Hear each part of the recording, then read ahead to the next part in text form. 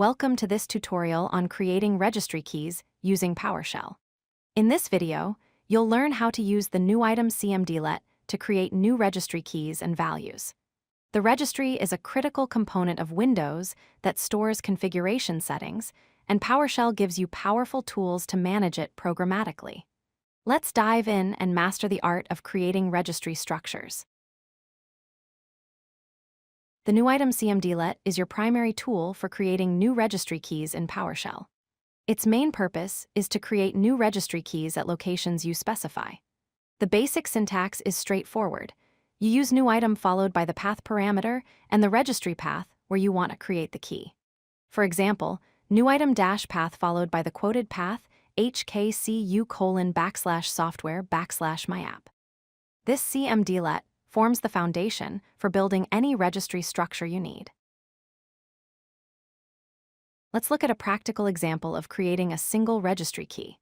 When you run new item dash path with the path hkcu:\software\mycompany, it creates a new key called mycompany under hkey_current_user\software. If you add the force parameter to the command, it will create the key even if parent keys don't exist, and it will overwrite the key if it already exists without prompting you. The force parameter is incredibly useful for ensuring your commands execute smoothly without errors.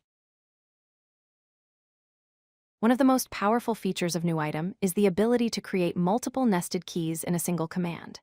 When you use new item dash path with a deep path like hkcu:\software\mycompany\myapp\settings and include the force parameter, PowerShell automatically creates all the intermediate keys if they don't exist. In this example, it creates mycompany, then myapp inside it, and finally settings inside myapp. This saves you from running multiple separate commands and makes your scripts much more efficient. You can also set a default value for a registry key at the time of creation. By adding the value parameter to your new item command, you can assign data to the key's default value. For instance, new item dash path followed by your registry path, then dash value with a quoted string like default data. This sets the default property of the newly created key. A common use case would be creating a version key and setting its default value to 1.0 in a single command, combining both the force and value parameters for maximum efficiency. Let's review the most commonly used parameters with new item. The path parameter specifies the exact location where your new registry key will be created. The force parameter creates any intermediate keys that don't exist and overwrites existing keys without prompting. The value parameter sets the default value of the newly created key, which is useful for storing configuration data immediately. Finally, the what-if parameter is a safety feature that shows you what would happen if you ran the command without actually making any changes to the registry. Always use what-if when testing commands on production systems. Here's a complete practical example showing how to build an application settings structure. First, you create the main application key at hkcu:\software\mycompany\myapp using the force parameter. Next, you create a settings subkey with a default value of configured, again using force to ensure the entire path exists. Finally, you create a configuration subkey to hold additional settings.